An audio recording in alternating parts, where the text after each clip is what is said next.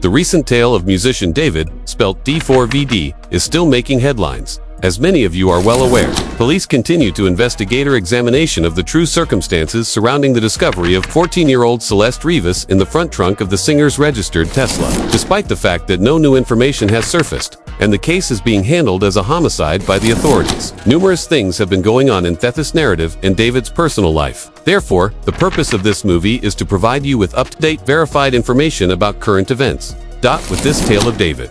Having stated that, how about we get underway? To ensure everyone is on the same page, let's quickly review what we currently know. Keep up with the narrative. Most of you are probably aware of the main points, but for those who aren't, news reports on September 8th revealed that an unnamed individual was discovered in the front trunk of a Tesla that belonged to well-known musician David, whose name was spelled D4vd. The remains were then identified as belonging to a Jane Doe, which is a phrase used by investigators who have not yet verified the victim's identity. However, it was eventually established that Celeste Reeves, a small girl, was the victim. After the Tesla was transported to an impound yard in Hollywood, her body was found. Additionally, the personnel opened the front trunk after noticing a file order and called the police after making the discovery. Detectives soon carried out a search warrant at the residence in the Hollywood Hills where David had been staying. And as part of the inquiry, they confiscated several electronic devices. The medical examiner noted that the body within was significantly deteriorated at the same time, to the extent that it was quite challenging for them to ascertain the precise cause of the young girl's death. Additionally, we are aware that neighbors informed D4vd that until the vehicle was eventually hauled away, it had been left there for more than a month. Additionally, police reported that the body had been in Tesla for a considerable amount of time. However, they haven't said how long yet. I could offer a lot more information, but I wanted to provide you with the necessities here. I know you have other to do, so there's no need to drag this out. Alright, investigators have been working to piece together what actually happened to this young child ever since they were able to identify the victim. Celeste Rivas' remains have been in the medical examiner's office for examination during this time. However, only a few days her body was formally returned to her family on Wednesday. That being said, the investigation is still ongoing. Actually, the way she died, specifically how she passed away, is still unknown. Investigators most likely know more at this point than we do, but nothing has been disclosed to denote yet public. Furthermore, despite the police's extreme silence regarding the case's more intricate circumstances, the central query is David's relationship with Celeste. Celeste had a lover called David, according to her mother's public declaration. They did indeed know each other, as evidenced by photos and live stream footage, and witnesses have also reported seeing them together. The actual scope of that link is yet unknown, though police have not stated if David would be subject to an FS. According to this link, we do know, however, that investigators are use every resource at their disposal to solve the case, and every bit of information that will help them find the answers they need. Detectives are currently investigating the matter. According to the police chief himself, relationship between Celeste and David Astle, as well as all other potential case-related angles. That's clearly incredibly intriguing. Let's move the focus to this for the moment, but we'll talk about Celeste and David's relationship separately in another video. I brought up how officials carried out a search warrant at the Los Angeles property, where David had been residing during our most recent conversation. It was the final place David was staying, and it was purportedly hired by his manager. When investigators looked around the property, they left with a variety of equipment and gadgets. Additionally, surveillance cameras were installed around the residence, recording everyone who entered in and out. Investigators are probably in possession of that footage at this time. Right now, when regarding the search warrant, we also know that investigators are investigating the possibility that Celeste was murdered within the house where David was residing. And if you've ever watched the goated television series Dexter, you may recall how Dexter employed a spray when inspecting a crime scene, and the name of the spray is luminol. In some lighting conditions, it makes even the smallest blood trails visible. Detectives actually employed luminol during the 12-hour search of the property where David was residing, according to LAPD's Scientific Investigation Division, to look for any evidence of blood. Investigators are obviously investigating whether something happened because the body was found close to where he was staying. Within.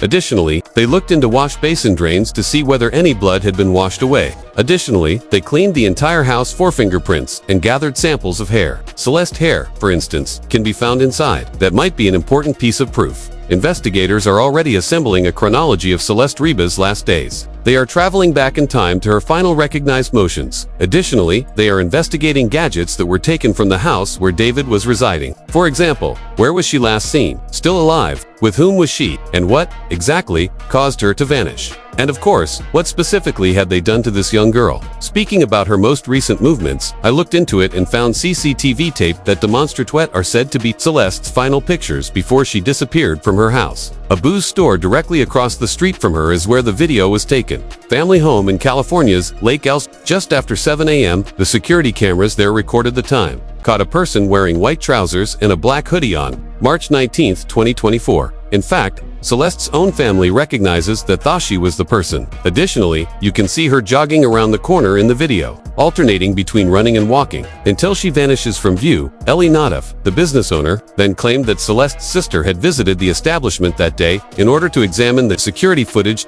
Video to see if Celeste had fled. Her sister asked me when she went missing for the first time, and we began watching the webcam to learn more where she goes, and if there's anything we can do to win her back. Her sister verified that it was her when she watched the video, and Nadaf provided the family the footage in the hopes that it might aid in their search for her. And here's a crucial point. This was not the initial instance. Celeste had fled. Additionally, it has been verified that she left her home in January 2024, a few months before this case became an active missing persons case. Persons inquiry. Please remember to give the algorithm a small like if you're enjoying this video. Additionally, be sure to subscribe so that I can keep you updated on David's story. Let's continue by reviewing some of the other events around this narrative. Details that are still crucial, but not necessarily the research itself. First, the testimony. Numerous witnesses who claim to have seen Celeste and David together. Those who knew and partied with singer David claimed that many of them were under the idea that his sweetheart was Celeste, and a lot of them express how surprised they were to learn that she was just 14 years old. Both of them were spotted at parties and hangouts, according to sources from the LA music community who spoke to TMZ. Additionally, it appeared to them that they were a couple. Upon witnessing David and Celeste together, several others thought, "Oh, that's a couple right there. That's what they did." I suppose that's how they were moving, so they assumed that they were just together most of the time. We discovered that some of these individuals genuinely believed Celeste to be a student at the University of Southern California. Thanks to my buddies at US, assumed that she was about 19 years old because that's how she seemed to present herself. This is where the situation becomes even more intriguing. Alright, so based on law enforcement sources, Celeste was reportedly able to travel freely since she had several false identification documents, all in an attempt to seem significantly older than she was. Thus, that would account for the misunderstanding that they were together. If Celeste was at an event for people aged 18 and over, and David was, most people probably didn't give it much thought with him. At this point, let's briefly discuss the Tesla itself because there was a but 5 days prior to the body's discovery and 3 days prior to its arrival at the impound yard. An investigator named Steve Fisher was able to acquire pictures of the Tesla. What we know is as follows. Alright, on August 26th, the automobile was the subject of the first complaint. And simply clarify for my visitors who are from other countries since noticent, everyone American. Such a complaint typically indicates that the car has been left unattended for an extended period of time and is being stated to have been abandoned. No mention of any sort of smell emanating from the vehicle was made at that time. On the 27th of August, 3 days later, the vehicle was examined by an officer. Then it was ticketed on September 3rd. A few days later, the Tesla was formally towed on September 5, and it was actually registered at the impound lot by September 6th or 5th. I think the car was not reported stolen at the time, which is an important fact to note. Alright, crucial. This time frame implies that despite being reported abandoned, the Tesla was simply sitting there undetected. It was not reported as stolen until it was eventually hauled and that finding was made. No one related it to anything larger. One thing that truly raises questions, though, as you know, when that first complaint was filed, there was no mention of any stench. Perhaps the decomposition, perhaps it is how the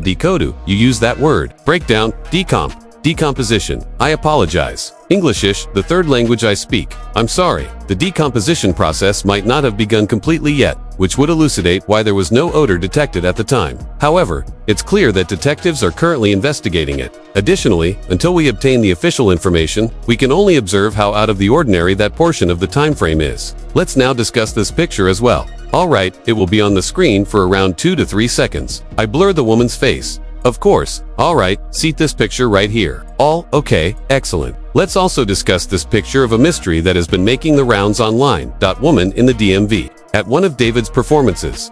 Maryland.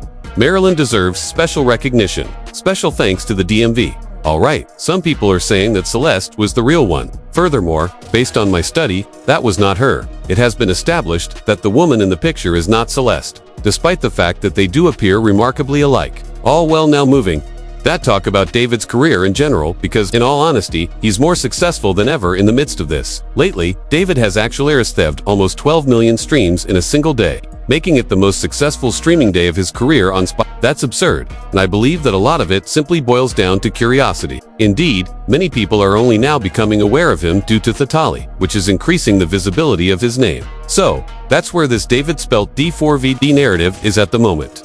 Many of the important aspects are still very much unknown to us at this time. I am aware that many individuals are annoyed by the dearth of responses, but given the seriousness of the matter, instances like this take time, not to mention that a young girl's life was lost. Should we, and researchers, if they wish to hold the proper individual accountable, they must carefully construct this case, regardless of who that person is. It's equally important to remember that, to be honest, David hasn't made any public statements, which makes sense. Ultimately, this is an ongoing inquiry, and his attorneys are most likely telling him to keep quiet. In addition, I've seen that there is a lot of false information circulating around this issue, and I strongly encourage others to spread false information for clicks, commenters, and creators. Here, a child's life was lost, and accuracy should be prioritized over since a small child lost her life, bro. I have a personal stake in learning the truth about Celeste's fate. It is simply the proper course of action, and anytime I talk about a story, I just want to provide you with the facts, not conjecture, only what we are aware of.